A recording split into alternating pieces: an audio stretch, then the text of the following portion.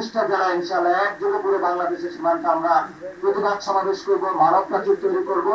বাংলাদেশ আবার দেখিয়ে দিবে 71 সালে যেভাবে হলো আমরা বাংলাদেশের সার্বভৌমত্ব রক্ষার জন্য ঝাঁপিয়ে পড়েছিলাম। আমি সীমান্ত এলাকায় গিয়েছিলাম, শূন্য রেখা যেটা সেখানে হলো ধান ক্ষেতের মধ্যে ভারত হলো পোষণ করতেছে বাংলাদেশে এবং খুবই মানবত জীবন যাপন করছে তারা, যেখানে হলো তারা বাংলাদেশিদের কাছে খাবার চাচ্ছে, কেউ পানি চাচ্ছে।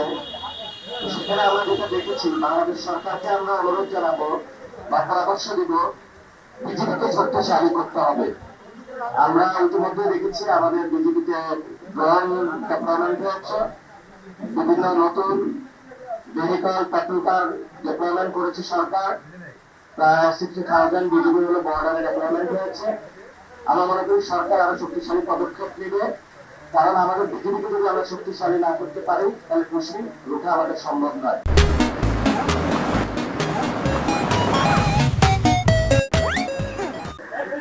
দ্বিতীয়ত যে বিষয়, আমরা পুরো বাংলাদেশের জনগণকে আহ্বান জানাবো, সীমান্ত এলাকায় আপনারা বাংলাদেশের পক্ষ থেকে একটা মানব প্রাচীর তৈরি করেন।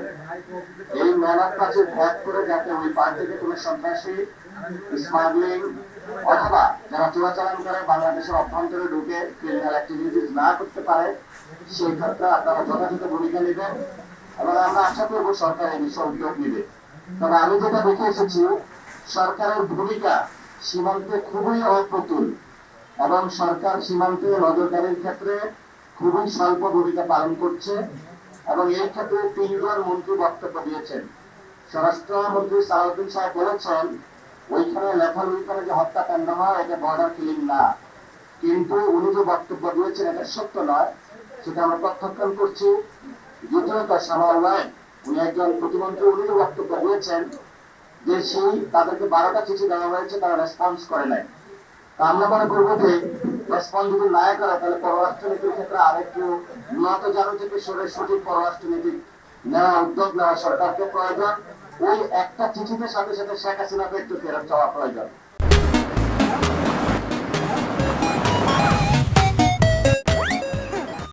লাস্ট দিনে ডক্টর জাহেদ একটি বক্তব্য দিয়েছেন, সেখানে উনি বলেছেন সীমান্ত হত্যা ভারতের আভ্যন্তরীণ বিষয়।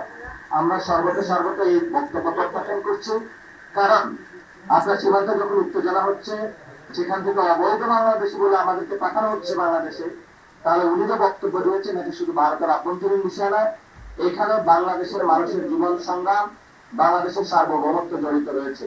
আমরা সরকারকে বলবো দ্রুত উদ্যোগ নেওয়ার জন্য এবং 32টা জেলা ইনশাআল্লাহ একযোগে পুরো বাংলাদেশের সীমান্তে আমরা প্রতিবাদ সমাবেশ করব, মানব প্রাচীর তৈরি করব।